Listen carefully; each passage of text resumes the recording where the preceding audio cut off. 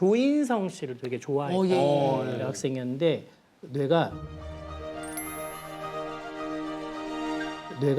이렇게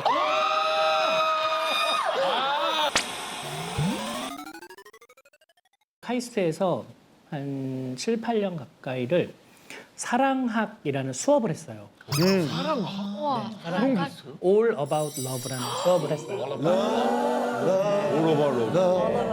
이 수업은 다른 대학에 있는 성과 사랑이라는 일반적인 수업과는 좀 다르게 예를 들면 수업을 듣는 학생들 중에서 지금 이제 사랑하고 있는 학생을 저희 연구실에 데려와서 펑셔널 MRI 안에서 뇌를 찍어주는 거예요.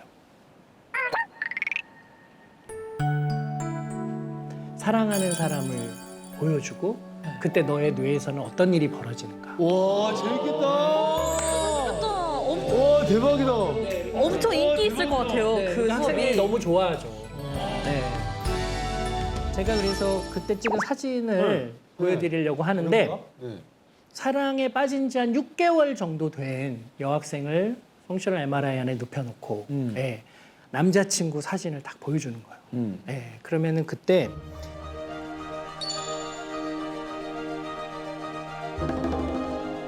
뇌에서 굉장히 여러 영역들이 골고루 활성화가 돼요.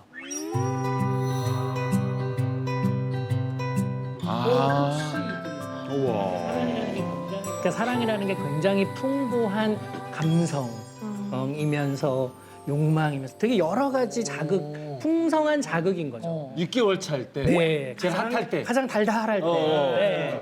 실험에 참가한 그 여학생한테는 네가 좋아하는 그냥 연예인 사진, 팬으로서 좋아하는 연예인 그 이미지를 보여주고 그때 뇌를 보여주는 거죠. 설마. 이 여학생은 조인성 씨를 되게 좋아했던 여학생이었는데 뇌가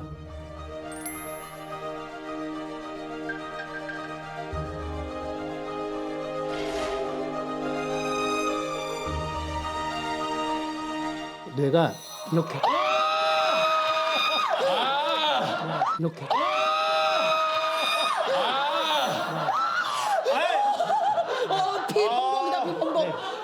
뭐야? 아니 터지는 거 아니에요? 저거는 터지는 거 이제 곧. 섭섭한데? 사랑 필요 없다. 사랑은 이게 우리는 아름답고 잘생긴 걸 보면 더 풍성한 자극을 얻는다.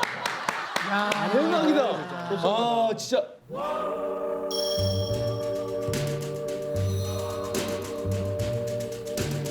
아니 이거 뭐 뇌에서 난리가 나는 거예요. 쉬는 데가 없는데요 지금 이 보니까. 정도면 그냥 조인성 씨랑 결혼한 거 아니에요? 네.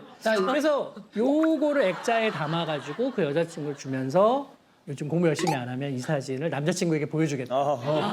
농담도 하고. 결혼 15년 차 부부에게 아내에게 남편 사진을 보여줄 때 뇌에서 어떤 일이 벌어지는가를 비교해보자. 이거 벌써부터 걱정되는데. 네. 점 한 2개 찍혀있고 있는 거 아니에요? 그래서 이렇게 이게 이제 15년 차 남편 사진을 볼 때 아내의 뇌에서는 이런 일이 벌어집니다. 네. 근데 보시면은 어떤 분은 이게 굉장히 활성화 적게 됐다라고 생각하시는 분도 계시고 또 어떤 분은 내가 생각한 것보다 그래도 뭐가 있긴 하네. 저도 사실. 네, 그런 생각이 들잖아요. 진짜 네. 이런 거 하나 있을 줄 알았어요. 하나 있을 줄 알았는데 뭐가 그래도 많이 있네 이렇게 생각이 드실 텐데 이거는 인간이 뭘 봐도 이 정도는 떠요. 뭘 봐도 이 정도는 떠요. 빵을 봐도. 네, 네. 그러니까 거실에서 소파를 봐도 그냥 이 정도는 활성화돼요. 그러니까 이 정도는 안 된다고 봐야 되는 건가요? 이 정도는 안 된다고 봐야 되는 건가요? 남편은 거실의 소파다. 거실의 소파다. 너무 슬퍼. 아니면 예를 들어 거실에. 그냥 늘 옆에 있기 때문에 너무 당연해서 식빵. 관심을 소파 두지 너무 않는 슬픈데? 소파 같은 존재가 된 거죠. 예. 왜냐하면 처음에 이제 사랑에 빠지게 되는 단계인데 그때 몸에 이제 아드레날린이 막 분비되고 진짜 좋아하는 사람 앞에서는 허둥지둥 허둥대고 말 잘 안 나오고 그 사람 생각으로 심장이 너무 뛰고 막 웃고. 하고 막 웃고. 너무 보고 싶고 웃고 왜 저 괜히 막 웃고. 막 혼자 괜히 막 웃고. 아, 나 너 생각나서 혼자 막 웃어 요즘 막 이런 거 하고. 막 이런 거잖아요. 아, 요즘 너 때문에 웃어 막 이런 거. 너 때문에 웃어 막 이런 거. 막 그런 거잖아. 지금 인생 최고의 연기를 봤어요. 아, 나 너 생각나서 혼자 막 웃어 요즘 막 이런 거 하고. 역시 배우야. 와, 그러다가 이제 서로 사랑하게 되면 이제 아드레날린 상태에서 도파민 상태로 옮겨오게 되는데 너무 보고 싶고 같이 있고 싶고 만나면 더 강한 스킨십을 하고 싶고 계속 머릿속으로 생각하고 그 단계로 이제 넘어가는 거죠. 그런데 이제 그 시기가 유효 기간이 좀 있는 거죠. 왜냐하면 우리는 마냥 그렇게 일상을 무너뜨리면서까지 온통 사랑 생각으로 인생을 보낼 수는 없으니까. 그러다가는 일은 죽으니까. 해야죠. 그렇죠. 그러니까 일은 해야 되는 거죠. 네. 그러면서 자연스럽게 옥시토신 단계로 옮겨가는 거예요. 옥시토신 많이 들어봤는데 어디서? 들어봤는데? 옥시토신 들어봤죠? 네. 얘는 어떤 거냐면 같이 없으면은 불안해요. 네. 그러니까 뭐 예를 들면 뭐 결혼하고 한 5년? 결혼하고 지금 한 4년. 4년. 지금쯤 어떠세요? 예를 들면 집에 안 들어오면은 아내분이 막 전화하는 거예요. 왜 빨리 안 들어와? 빨리 집에 들어와. 네네. 전화하고 또 집에 갔는데 아내가 없으면 막 불안하고. 예, 항상 불안하죠. 지금도 불안하고요. 그냥 그 자체로 되게 마음이 편하고 안정돼서 그냥 각자 자기 일을 하면 되는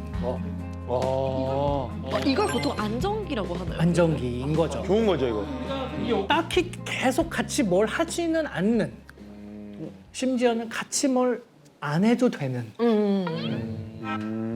때로는 안 하고 싶은. 어떤 경우에? 사부님의 이야기인가요? 저는 뜨겁죠. 저는 뜨겁죠. 그런 많은 경우에 그렇다. 많은 경우에 그렇다. 많은 경우에. 사부님은 드문 경우. 네, 그래서 이 그래프가 옥시토신? 결혼을 하고 3, 4년밖에 안 된 네. 동현 씨 같은 분에게 네. 꼭 보여드리고 싶은 그래프예요. 저요? 어떤 그래프지? 이게 이제 옥시토신 그래프라는 건데, 네. 옥시토신 그래프요? 이게 어떤 그래프냐면은 여기 지금 이제 위에서 내려오는 두 개의 선이 있죠. 네. 하나는 파란색, 하나는 빨간색. 네. 이 선이 뭐냐면 남편을 봤을 때, 아내를 봤을 때 분비되는 옥시토신이에요. 네. 근데 여기 요 포인트가 어떤 포인트냐면은 아이를 낳는 순간이에요. 아이를 낳으면은 옥시토신 분비가 남편이 아내를 볼 때, 아내가 남편을 볼 때 옥시토신이 떨어지는 거예요. 그런데 왜냐?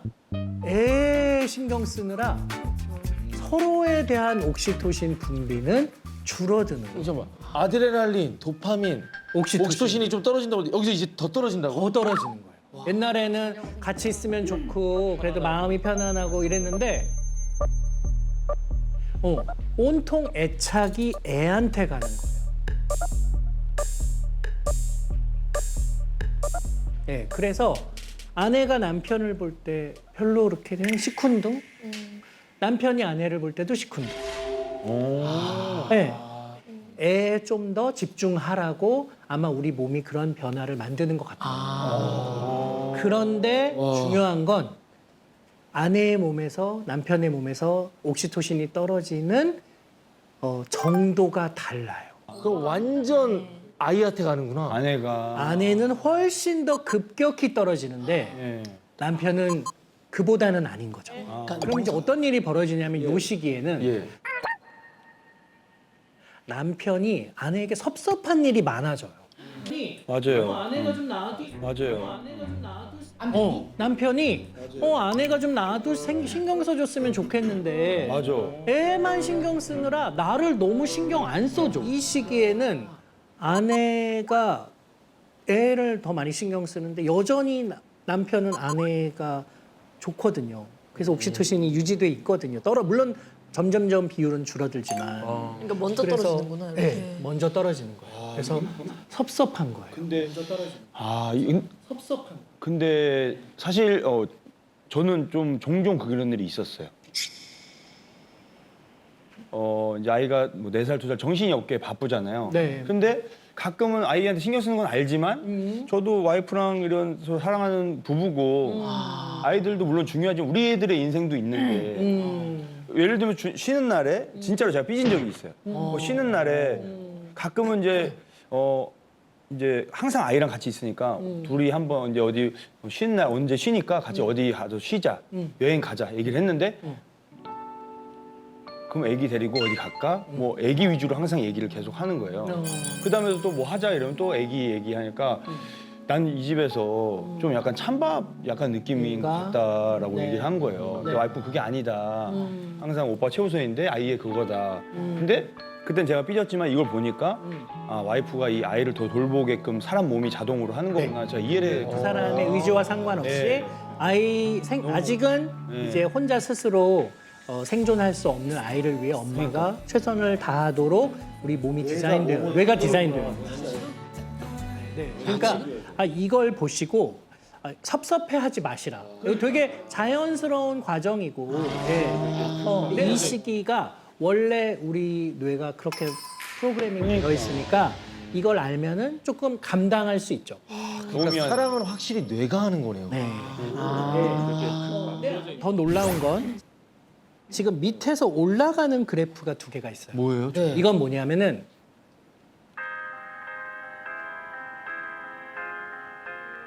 아이에 대한 엄마와 아빠의 옥시토신이에요. 아이에 대한 애착. 애착을 보여주죠. 아. 이게 남편이고요. 이게 아내예요. 그러니까 아내. 자, 아내는 애를 낳기 전 임신하는 순간부터 애에 대한 애착이 시작돼요. 애에 대한 옥시토신이 막 분비되는 거예요. 이런 기분이구나. 그래서 애를 낳는 순간이 되면은 뭐 난리가 나는 거예요. 애착이. 애 온통 애 생각. 맞아요, 온통. 그런데 아빠는